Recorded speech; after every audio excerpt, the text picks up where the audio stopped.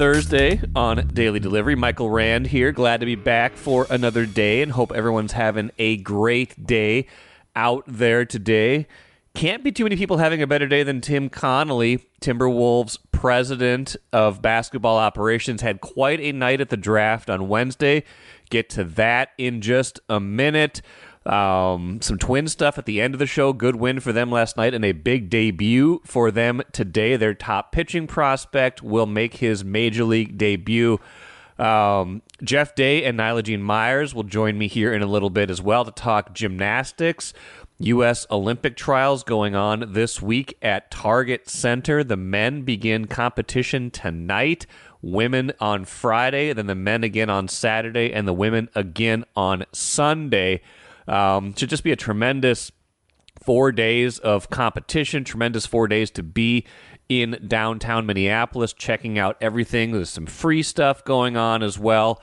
If you just want to be part of everything, a flip zone, things of that nature. So go check that out. I think it should be a fun kind of time down in Minneapolis, downtown by Target Center. So check that out. First, though, what I miss. Like I said at the very beginning, hinted at it a little bit. Timberwolves in the draft last night went into this draft with the 27th and 37th picks. 37th pick, second round, still in play. They have that tonight when the draft resumes for round 2. But I didn't think that they were going to be able to do a whole lot, right? You knew they had 2 decent picks, a 27 and 37. You're going to be able to add players at those spots that could help you next season, could help you down the road. But those are more kind of, you got to get a little bit lucky, or you got to find someone who either has a certain ceiling, you kind of know what you're getting, or kind of get lucky, like someone gets overlooked, someone gets looked past, things like that. So I didn't know what they were going to be able to do in this draft, knowing where they were picking. Then they stun is maybe the wrong word, but they surprise a lot of us by moving up into the top 10, trading with San Antonio for the number 8 pick, giving up a 2031 unprotected first-round pick and a 2030 pick swap. That's it, though. That's it to get the number 8 pick. That's a big gamble for San Antonio, but also you get it from San Antonio's standpoint. They already had the number 4 pick. You maybe don't want too much, young talent right away. Spread those picks around, but feels like the Wolves got good value to move up into the top 10, giving up a pick that they don't have to worry about for 7 years. And again, I get the compensation. We'll get to that in a minute, but I've got kind of 5 big takeaways from this trade that they used to get Kentucky guard Rob Dillingham. Then, of course, they go at number 27, kept that pick, drafted Terrence Shannon Jr. from Illinois.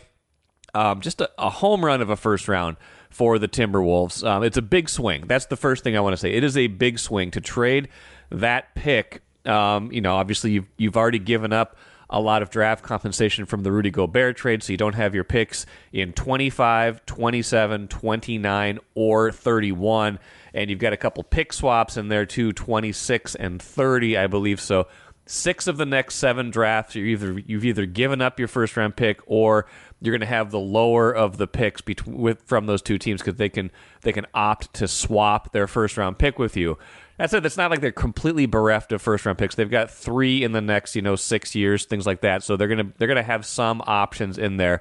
But this was a big swing to give up kind of that last bit of draft flexibility that they had right there. It's a big deal to kind of go all in on kind of what you have right now, to say, no, we weren't going to touch our rotation guys to get better. This was a big draft capital swing. That said, it was also a move with, kind of with the economic reality of where they are in mind. They're not going to be able to do a ton in free agency because of these new collective bargaining agreement rules. They're going to probably be a second apron team, which means they're not going to be able to, they're going to be in the luxury tax, and they're not going to be able to spend mid-level exceptions, things like that, to get kind of those roster, the 7th, 8th, and 9th man on your roster. You're going to have to build a little bit more creatively under this new model and think about how you're going to be able to do that. So getting two players who could be plug-and-play guys into your rotation, right? Like Terrence Shannon Jr., fifth-year senior last year, third-team All-American. He fits into, bench scoring, could be a guy who contributes right away. Dillingham, Tim Connelly, I'll get to him in a minute. Tim Connelly, Timberwolves president, saying he's going to play right away. He's got a lot of confidence in this pick. These guys, Dillingham could be Mike Conley Jr.'s eventual replacement as kind of your point guard of the future, but even right now should be a guy who contributes right away in a reserve role.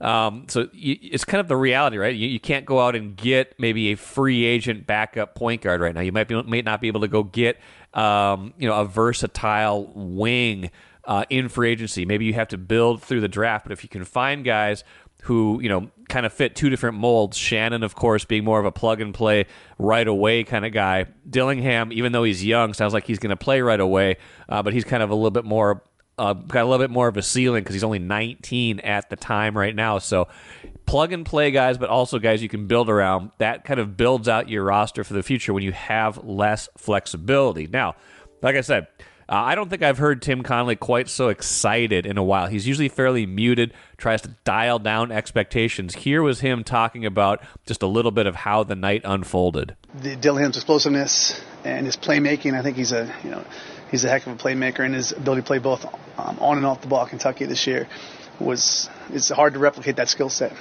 We're looking for guys who can break the paint, they can play a little bit faster, they can create for themselves and others, and throughout the process, our eyes just kept getting drawn to Rob.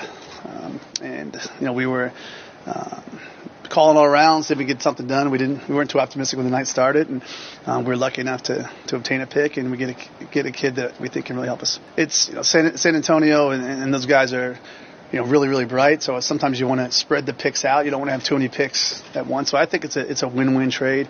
And again, we were trying to address certain things this offseason, certainly bench scoring, ability to create for themselves and others. Finchie talks about all the time breaking the paint, playing in the paint, playing with a bit more pace, and all those attributes are really hallmarks of Robert's game. So you can see he clearly likes these two players they got. He clearly is happy with how the night unfolded, and rightfully so. I think they did a great job in this draft, taking a team that went to the Western Conference Finals, didn't have a ton of premium draft capital, being able to turn that into the number 8 pick without giving up anything off your current roster, and then finding value at 27. I think he has the right to feel good about that going into next year. Now, they address needs. This was the biggest thing that I've been harping on about this team, is they need someone who can kind of break down a defense in a reserve role. That is exactly what Dillingham does. He can get to the bucket. He can make a three. He can be an instant offense off the bench. And I really felt like the second unit, especially at times last year, didn't have that kind of player to kind of take the pressure off of the rest of that second unit. And, honestly, in certain lineups to take the pressure off of Anthony Edwards. They ask so much of Anthony Edwards. They've got a lot of good, obviously, like complementary, even star caliber players on this team, but nobody quite like Edwards on the perimeter. You've got plenty of scoring from Karl Anthony Towns, from Naz Reid, but off the bench, guys just don't quite have that scoring punch. They're good, well-rounded, versatile players. Dillingham changes that. He changes that equation. He is the kind of player they absolutely need. Shannon, too, gives them that kind of 3-and-D potential, but maybe even more than that, a scorer, another guy who can get baskets himself off of the bench in this current role. So they made themselves a lot better. They addressed needs, especially that point guard need that Chris Hine and I talked about earlier this week. Can they get their point guard of the future? I feel like they think they did, and obviously that'll be played out over the course of the next few years, not just on draft night. But it feels like they addressed their biggest needs in a big way. Final thing, thinking about how much draft capital they've given up.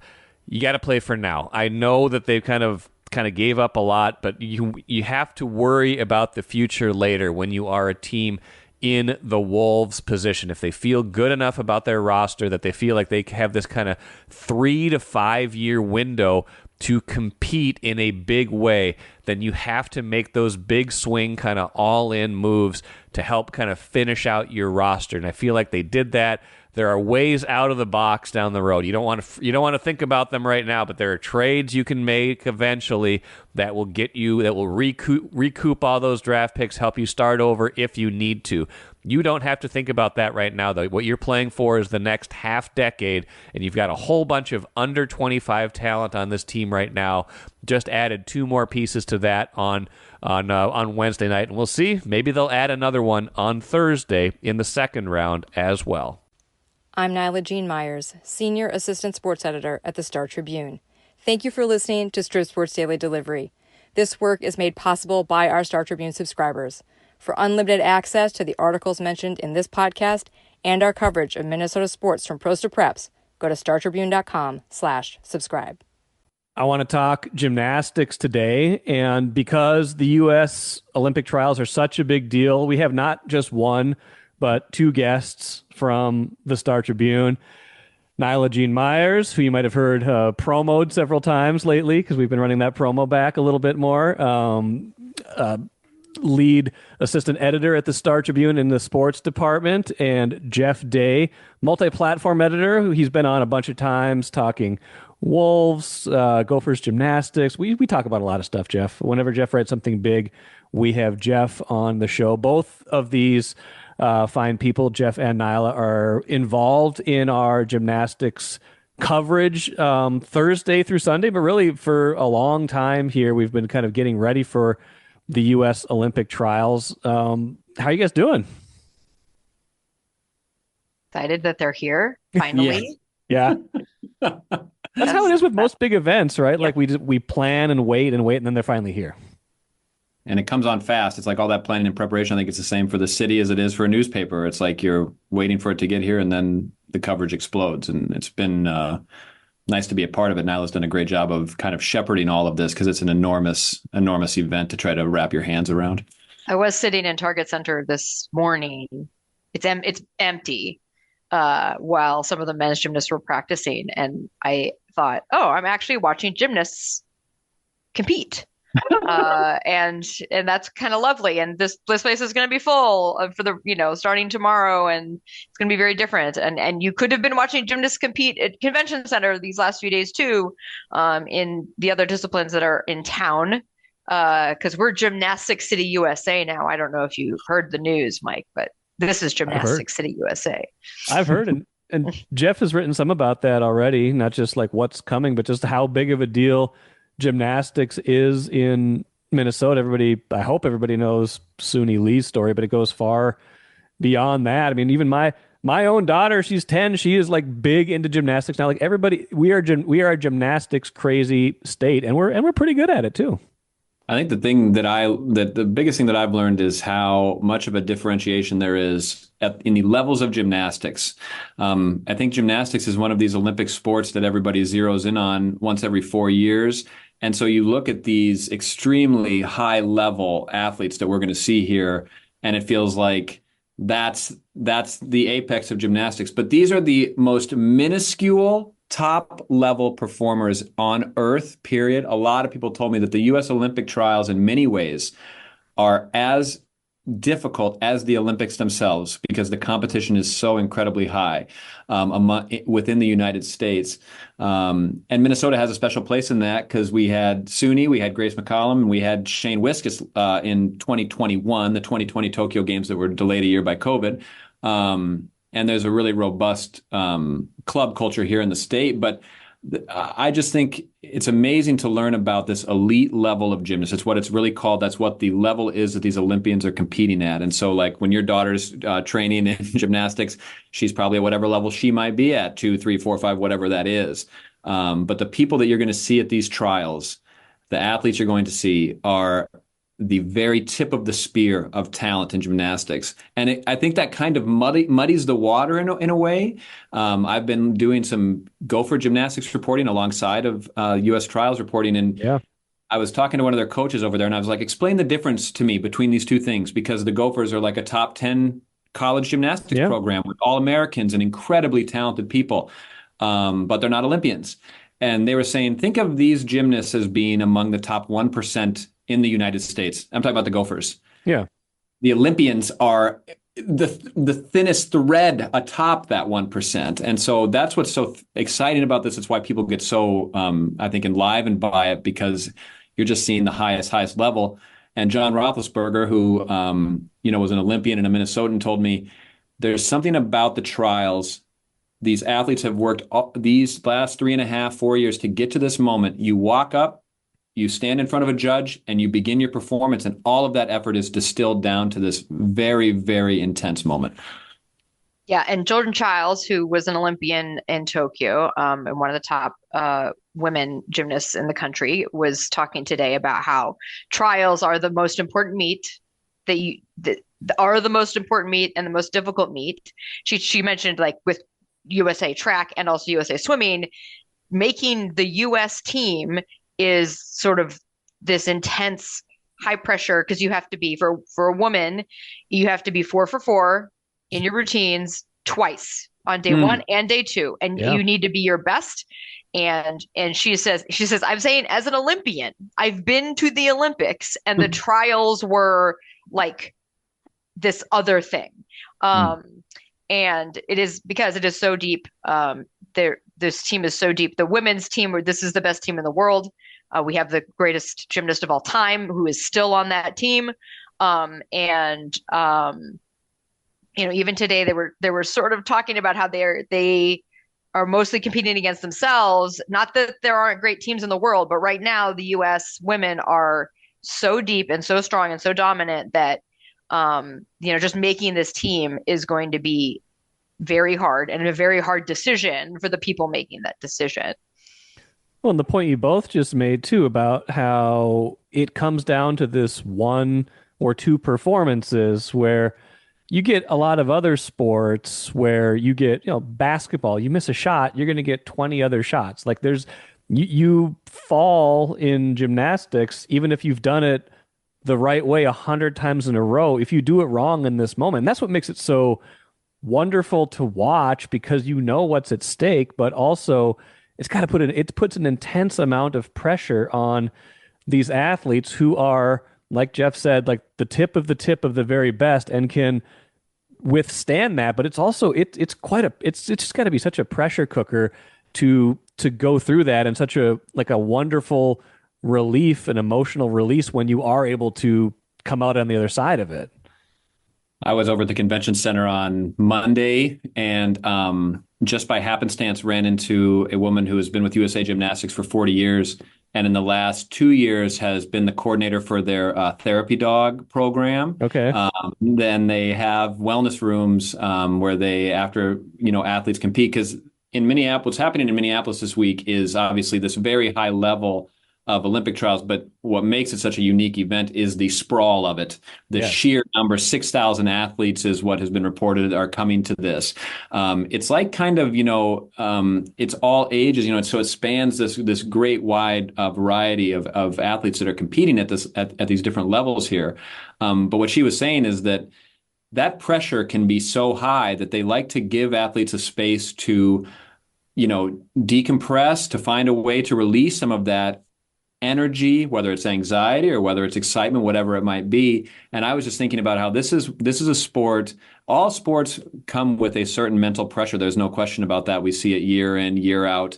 I can go all the way back to, I remember when Kevin Love, started talking about mental health problems in the NBA, and it was kind of, oh my gosh. But this is a sport that is driven by an intensity and a very high level of expectation and burden on that individual athlete. And so anyway, when I was meeting these dogs and she was talking about it, I was like, they think about this. They think about the space that these athletes are occupying, and that thing that you're talking about. It is truly intense.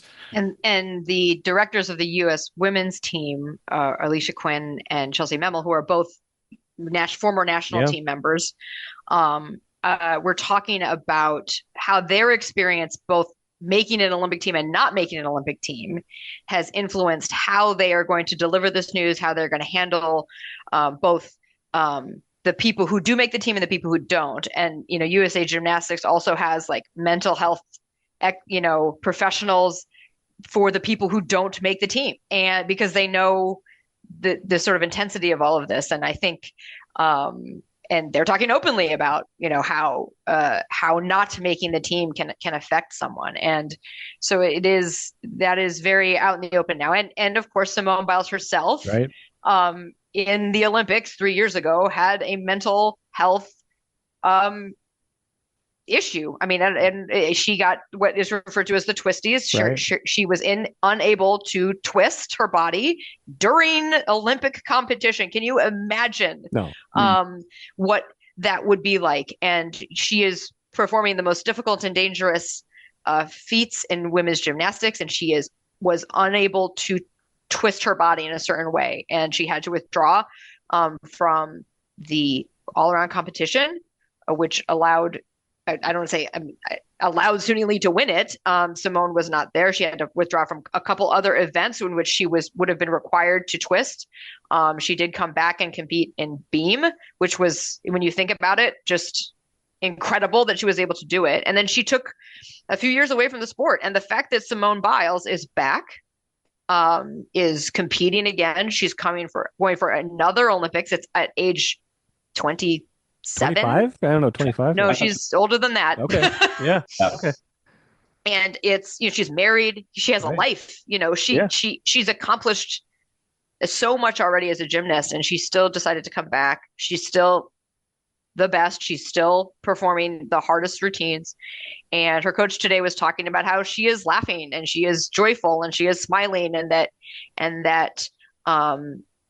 Simone personality is, you can see it again. And that is part of what is really wonderful for fans and for people who are sort of checking back into the Olympics and Olympic sports to see, after the last time we all saw Simone at the Olympics, it was this very difficult time. And I think she taught so much of the world about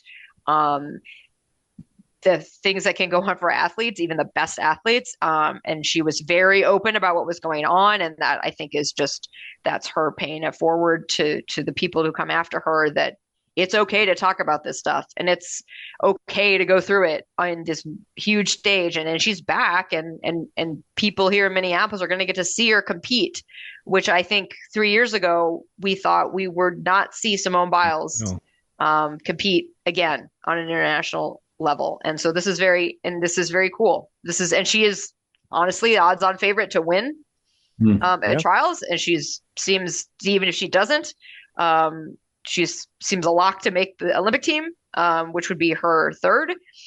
And she will compete for medals again at her age. It's weird to say at her age, but they said today, USA Gymnastics said that basically no matter what happens, because Simone is going for her third Olympics, this will be the oldest U.S. women's national team at the Olympic team ever. Because usually it's a bunch of 18 to 20-year-olds. Yeah. And now Suni is 21. Simone is 27. Jordan Childs has been to college. Many of the women here competing for spots on this Olympic team competed 3 years ago. And that's pretty unusual. I remember doing interviews after Suni won her gold medal 3 years ago and talking about how we don't know whether she's going to be able to, whether she's going to defend her title, whether she's going to compete in another Olympics. And this, at 18 years old, it could be the pinnacle of her career. And she's back too, after going through, for her, physical problems. Right. She's experiencing, still has a kidney disease that has affected her stamina, her ability to train. It's affected her diet. And it does sound like they have that under control, that medications and diets they've worked out, and that she's back sort of at her level, at the level she wants to be at right here in time for the trials. And in her home state, she's from St. Paul. It's very exciting to have two local gymnasts here competing, and she will certainly have the backing of the crowd, and it should be pretty exciting. Lay of the land here. It's the men on Thursday and Saturday, and then the women compete Friday and Sunday. This is the case where all of this will be popular, and there's been stuff going on even earlier in the week. But the women's team is really the marquee event. If you look at the ticket resale market, which is not the end all be all, but if you look at the ticket resale market, the women's tickets are like 10 times, 5 or 10 times more expensive than the men's tickets. Like this is one of, if not the most like dominant teams you will find in the U.S. Or in any sport really. But all of this is going to be fabulous. But I have to imagine Sunday is kind of like if you have the ability to see anything, and it's expensive, if you have the ability to see anything, Sunday feels like it's kind of the day, right? Well, you know what's interesting about this, Nyla, help me with this. I was hearing that one of the interesting things about having this at Target Center is that that this has often been held in larger venues. Is that correct? That this is kind of now I think the last trials it was in Tulsa. Is that correct? But it's been at the Edward. It might have been St. Louis. Well, when was it at the Edward Jones? Edward Jones. That would have been. That's St. Louis, yeah. But I'm saying that's 68,000 people, 67,000. Right. I'm saying it's a football stadium. We're going to look this up after we record. We're going to look it up. We'll figure this out. Maybe edit this part out. Well, one of the things they were saying this on the call that we had with USA Gymnastics, so we can edit it if you want to. But that this is a uniquely small venue for this particular event, and so I wonder about that a lot when it comes to like ticket resale stuff. But if you want to chop it, you certainly can. No, we're not editing anything. This is gold. But anyway, there's no question that it's the most marquee the most marquee part of this is going to be, I think, both Friday and Sunday. I think for anybody who wants to just get in and see the women's team, this is an enormous deal. And you're not wrong about this. You know, you're seeing ticket prices like just to get into Target Center for Friday and Sunday, you're in Timberwolves playoff ticket prices. Yeah, whereas you are. if you want to get in and see the trials and see the men, you can do that. That's a much more reasonable buy. And I don't know what that speaks to, if it's just the personality that's driven, if it's something about the nature of women's gymnastics that just is more visible on the national scale. And I don't know, Nyla, if you have a take on this, on why that is that the women's team in this sport is so dominant. Well, I mean, you don't have to, it's not rocket science. So, you know, Mary Lou Retton, Simone Biles, going back, Nadia Comaneci, women's gymnastics at the Olympics is possibly the number one event. So, you know, just trickle down to that, and the making of the U.S. women's Olympic team is going to be right below that when it comes to interest. And you add in someone like Simone Biles, and it's the ticket that you want. We were talking a little bit about, you know, we had Taylor Swift come to town for the Eras Tour. We had Caitlin Clark come to town for the Big Ten Women's Basketball Tournament, and to play the Gophers this past year. And like those are a similar thing that we're talking about here. So getting to see Simone Biles. So yes, tickets are expensive, and you know, you hope that a gymnastics crowd would have a lot of kids in it, right? Because, you know, as Mike's daughter is an example, that, you know, kids really love gymnastics, and it's a great, you know, participation sport for kids of all ages and genders, and so you'd like to be able to see families and kids, but I don't know how many we're going to see because of the way the ticket prices are. But I will say this: if you want value. Going to this men's gymnastics events is a absolute deal right now. One, you can get below $50 for single session tickets. Also, just by math, right? There's 6 rotations in men's gymnastics. There's only 4 in women's. There are 20 gymnasts competing for men and only 16 in women. So you're actually getting more gymnastics for a lower price if you just want to experience it and just go watch the men. And again, the men's team is super young, super deep, lots of college gymnasts, really engaging personalities who people just might not be familiar with because men's gymnastics is just not all that popular. It's not as popular as women's gymnastics. So if it's something you want to experience, but you feel you're priced out of going to see Simone Biles, then you can get tickets in the resale market for the men, pretty in a way that's a little more affordable for families. And there's also the competition on Saturday is in the afternoon as well. It's not late at night. Sunday night's competition is in the evening. Prime It's for time. primetime TV. Yep. They're making the decision on the Olympic team at about 10:30, 11 o'clock at night. I mean, Thank you. So exactly. This is journalism problems. So if you want to see gymnastics and have a nice family outing, I think Saturday afternoon, men's event where they will announce the men's Olympic team at 5:00, 5:30 on Saturday. That might be for you. I love the idea of 6 rotations versus 4 and the value in that, because that's how I golf. I think I get more value from hitting more shots. You pay the same greens fees. You might as well take 100, 110 hits at it and just walk more slowly. Just go walk around. Yeah, walk slowly. Take your time. Nobody behind you is going to get mad. But in addition to this, there's also like free stuff. There's all sorts of stuff going on everywhere. Maybe you guys can give the listeners like kind of a summation of, hey, like I'm into this, but I'm kind of more of a casual, but I just kind of want to get swept up in the spectacle of it all. What's in it for that? The city's doing a lot for this. I mean, they're trying to make this into sort of it's going to be a very fun weekend in Minneapolis, because you're going to have this and you're also going to have Pride going on. So it's going to be just a lot of people downtown. They're doing the Promenade du Nord, Nyla pronunciation. Yes, I'm not gonna put my French pronunciation skills on audio. I'm gonna avoid that. Okay. But they are doing the Olympics are in Paris. So they are turning Nicolette Mall into a French themed street market. Food vendors. There's some gymnastics things you can do. You can fall into a pit 20 feet into like a foam. Oh, yes. Really? Yes. Yeah, that's available to you. If you would like to free fall into a pit, that's available. When you say you mean other people and not me.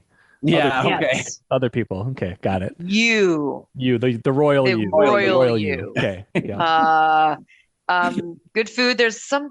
What's going on? Is that what's going on at PV Plaza? Now we're just working this out. Well, they have the over flip audio. zone thing and then Promenade du Nord. So I don't know.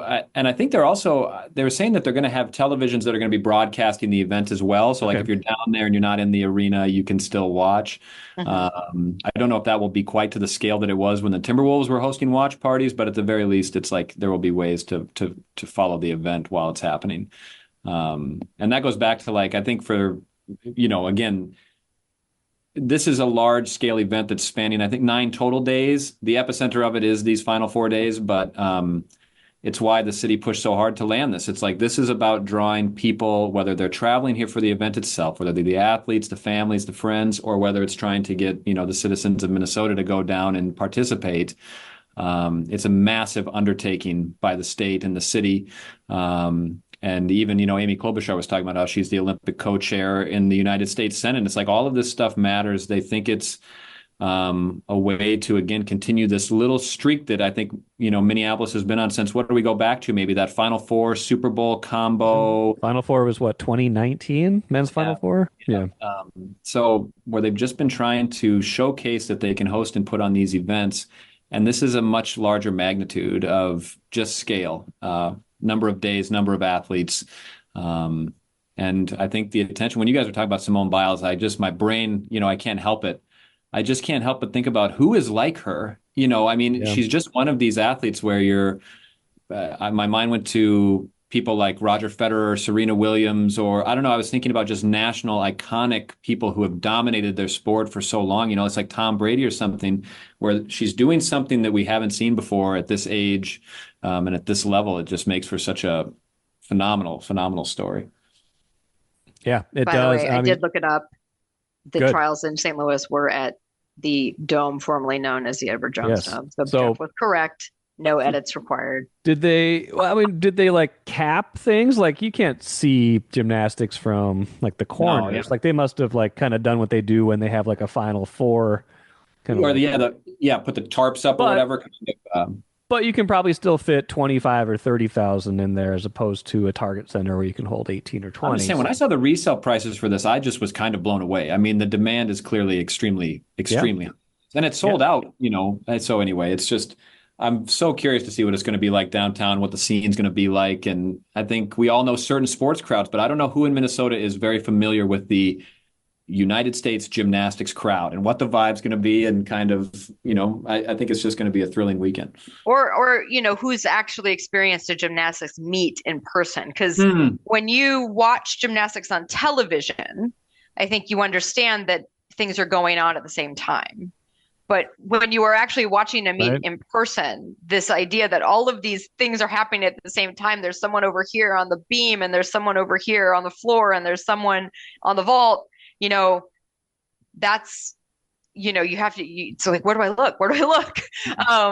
So it is an interesting experience, to not see it on television, to sort of actually be there and see something like this going on. It's it's kind of like a track meet, right? So there's people running around the track, then there's people throwing a shot put, there's there's long jumping going on, and all these things going on, and that's gonna be that's gonna be fun for people that haven't experienced it before. And if you think about how long Simone Biles has been in our lives, you can have people who've been her fans since they were kids who are now teenagers. Or who were teenagers when she first came on the scene, who are now adults and who might have young children of their own. So we don't usually have gymnasts stick around for this long to have this fans of so many of actually having fans in different generations, or fans that have kind of grew up with her. So that's going to be really interesting for me to see as well, because again, usually with gymnasts, we don't get to spend as much time with them. We don't have them we don't get to watch them compete for as long as we've gotten to watch her. So that's going to be really interesting to see. I have not seen her compete in person before, so I'm going to get to do that. I'm very excited about it. So it's exciting. Anyway, I just used the word exciting four times in one sentence. That's it is exciting. I was learning, Rand, that the other thing that fans should be aware of is that, as opposed to, say, like the swimming or the track and field trials, they are going to select a team at the end of this. So this isn't strictly a score-based thing where you can just watch the event unfurl and say, okay, this person got this score, this person got this score, this is the team. Yep. The way that they related it was like the United States men's basketball team. You have to build a roster that can go and compete in this, vastly different way than just who is the in each at an all-around level. Yes, only the winner of both the men's and the women's events are automatically good points in the Olympics. And even the man, if he's not, there's some weird restriction on, if you win, you actually have to be top three in a certain number of apparatus to get the automatic spot. So there's going to be, the teams are 5 athletes each. The winner of trials, that's a combination of scores for the 2 days of competition, is automatically on that team. And then they select the next 4. And so they are taking in your trials performance along with your other performances of recent meets. For the men, for both men and women, the U.S. championships were a few weeks ago, so that's a big one, but also other recent competitions. And they're also looking at your scoring potential. So like the difficulty of your routines and how they compare to others on your own team, and how they compare internationally to other teams, to see whether this is the right puzzle. One of the sports directors used the word puzzle to like put the best performing team on the mat, in Paris. So particularly on the men's side, they're looking at difficulty scores, how they can close the gap between the U.S. team and the best teams in the world, which are China, Japan, Great Britain. For the women's team, there's a little less comparison to other teams because we have the best team and Russia is not a player right now. But also just potential to win individual, again, constructing the best team, the highest scoring team, but also potential for the individuals on that team to win medals of their own.